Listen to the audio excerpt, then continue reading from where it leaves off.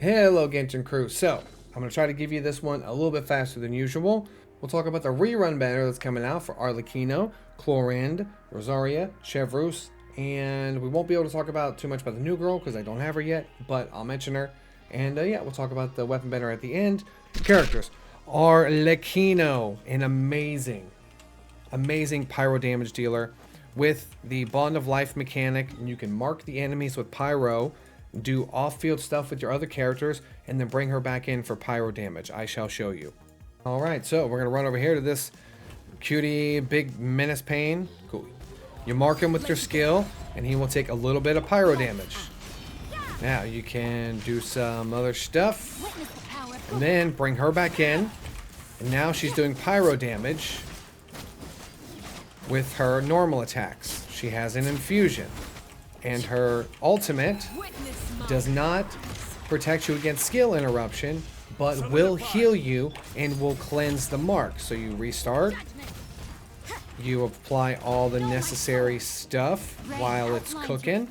It'll go up to stage 2, which is where you see it gets brighter, and then you switch, you hold, and then bada bing bada boom, you're vaporizing, you're doing fantastic numbers, and you're destroying everything in your path. So if you want a top tier pyro DPS unit, you can trust Arlecchino. You don't have to have her weapon for her to be really good. I just got it for the drip and because look at her, she's beautiful. I'm running her on 4-piece Glad.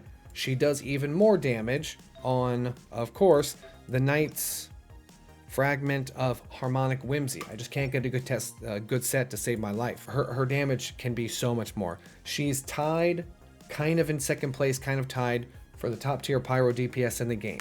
Okay? Malwika took the spot if you have Bennett, Jalonin, and Malwika all on the same team together doing exactly Vaporize.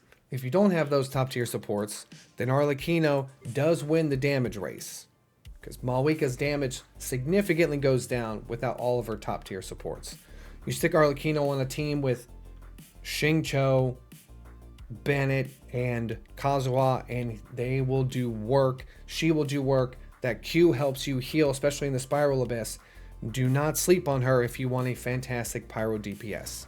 Rosaria, a fantastic cryo on-field, off-field, kind of like a sub DPS or burst DPS. You can run her on freeze teams. You can run her on, just like melt teams are really good for her too. She's got a really cool passive here that transfers 15% of her crit rate over to the party members closest to her ability, not her E, her Q, so her ultimate, and it transfers 15% of that crit rate for 10 seconds. That is insanely good. There aren't many characters that crit transfer. I was running her on a team with Eula, so I could help Eula get the big damage number for Eula's ultimate as well. Now, as you saw, Rosaria's ability is very fast. So it does not take a lot for her to get that ability up. And look at that reload time for her E. It is great. So, and look, and we're getting great melt damages here too. Rosaria, fantastic 4-star unit. She will surprise you how much damage she can do. Her constellations, C2 is great. C1's good if you're using her to attack, but C2 is great. C4 deals with energy, fantastic. This doesn't work with all teams, but if you're using her in a physical team like I was for Eula, her C6 decreases opponent's physical resistance by 20% for 10 seconds. Fantastic off-field cryo support. She's great. Moving on. Chevuse, an insane overload unit. She single-handedly revived the overload mechanic and overload teams. A fantastic unit for those teams only. Don't bother running her on anything else. She's got a couple different ways you can run her, and if you get her to C6, she cranks up her healing capabilities as well. Now, it's not super hardcore, but like every constellation for her matters. So just put the Favonius Lance on her, put her in an overload team, and watch her go. Now, that's also a good lead into Miss Chlorinde here. She is a fantastic unit, especially if you like versatility. Now, in terms of main DPS, she's not the strongest. And electro DPS, especially in this hardcore pyro vaporized world that we live in, it's hard for an electro DPS to stand a chance. Right? I mean, sure, we have Raiden, and she is, I'd say, on par with Raiden, but in different ways. Raiden can do off-field, right, with her beautiful E ability. Chlorend requires a lot more on-field time, of course. I'm running her on Thundering Fury. That's not even her best set. Obviously, just like anyone with Bond of Life, you need Harmonic Whimsy, but I can't get a good set to save my life. I have her on Primordial Jade Cutter, but the free-to-play Ishu, if you were here for the event, this was probably like last month, it's a great weapon for her, especially at R5. She is really fun to play, especially if you like switching up the teams. She can do taser comps. She can do overloaded teams, as you saw. You can have her on Aggravate, which is one of her strongest ones. You can have her on Hyper Bloom. You can have her on just like a DPS carry where it's her, probably like Furina, Jalonin, and Zhongli or Kazuha. And then you can just watch the numbers go crazy, and you can watch her damage go through the roof. She's really versatile and really fun. I'm going to link a video by the content creator named Juice, who goes into a ton of really good detail and is a really good content creator. He makes fantastic videos. So you should watch that if you're thinking about pulling for Chlorand, just so you know the things that she's good at and the things that she might be bad at. Also, don't be afraid to test these units in the event trial runs before you get them, right? So Chlorand, absolutely fantastic. She's a ton of fun. I never get bored playing her. If that sounds like a good time for you, you're going to have a great time with Chlorand. Now,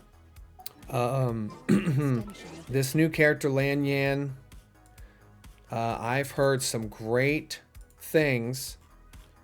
I've heard she's supposed to be a very fantastic driver when it comes to kind of doing the sucrose thing, where you take Animo and then you just swirl a bunch of abilities, and she literally drives the ability. So like, think of the national team with Raiden, Zhengling, and Bennett, only instead of using Raiden, you use Lan Yan, or you would use Sucrose, or you would use Sucrose in like a small taser comp.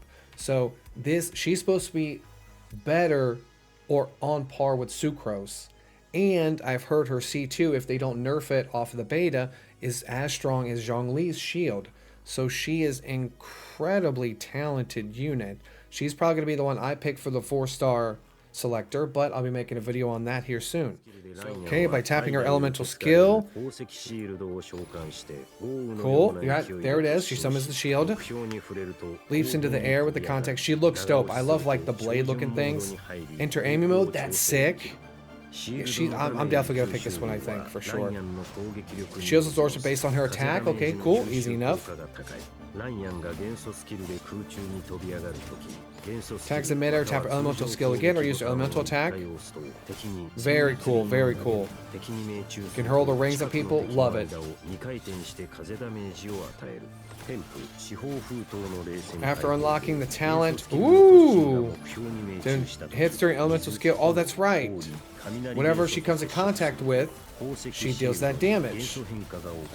Okay, cool. So she's a swirler, of course. Yep, she deals damage equal to corresponding type. Yep, just like Chaska. Pulls in nearby enemies. Oh! And deals multiple rounds of AoE. Oh, okay, and the damage will be increased based off her EM. Very interesting. So she almost has a dual scaling kit, EM and attack. And when she's in the party, you can approach crystal flies without startling. Oh, and other creatures. That's fun. All right, cool. So we'll see the numbers on that when it comes out. I'm excited for it. All right, and for the weapon banner, I'm not gonna harp too much on the weapon banner here that comes out. This weapon banner is only good if you have Arlecchino or Chlorend. The stat sticks are fine, however, they're not really good stat sticks on characters that do not use Bond of Life. So if you want to get the drip and you want to get Arlecchino's or Chlorend's weapon, sweet. Otherwise, I think you should skip this. Now, this is Sacrificial Bow. Really fantastic bow, really good for any teams that want to have an archer, right? The sacrificial bow, the more refinements you get, the more likely you're going to be able to use that character's ability again. So Diona is really good for that. Kujasara is really good for that. Widsith, a fantastic 4-star. Definitely on par with some of the lower 5-stars, especially depending on the character and how you want to utilize the effect. So Pain Slasher here, don't worry about it. It's awful. Lithic Spear is good for the teams that can take advantage of the ability. There it is. Every character in your party that hails from Leeway, the character who equips this weapon, gets a 9% attack increase and a 5%. Now this is refinement 3, so I'm not sure what the numbers are on the base. However, if you want to run a full Leeway party, this can actually be a decent weapon for 4-star units. Now the sacrificial bow, let's see who I have equipped to my sacrificial bow, or if I'm gonna get super embarrassed. Yep, Diona. So Diona, yep, after damaging an opponent with the elemental skill, it has an 80% chance to end its own cooldown. So very effective. Now, just like Xing Cho, he loves sacrificial sword because being able to use his E twice is fantastic. Sacrificial bow, just the same. Her and Diona are the top 2 for sure. Best equipped, being able to use Yalan's ability, Goro's ability, Fischl's ability if you don't have stringless. Collate, like all of these units would love the idea. all of these units in some way or another would love to be able to use their E skill twice. So don't underestimate the sacrificial bow for sure. All right, cool. So I hope this video helped you. You can tell me in the comments below if you think I missed something, if you think I went too fast this time. I was trying to speed up a little bit for everyone. Overall, Pin Banner is going to be a really good one. Overall, you have chevuse, you have the new character, and you have Rosaria. All fantastic units. It doesn't get much better than this, especially for chevuse. And you know, I am so close to getting a 5-star on this. Look, as the time of recording, 1 day and 18 hours, 63. And again, I told you I'm not swiping. If I get her, I forget her. Otherwise, we will see what happens. This is one of those times that if I do get a 5-star, I want to lose. I hope I get Dia or Tenari or just those two. Just Dia or Tenari. Thank you for watching. You can check out some of my other Genshin videos, or Azulane, Wuthering Waves, Nike, funny collabs.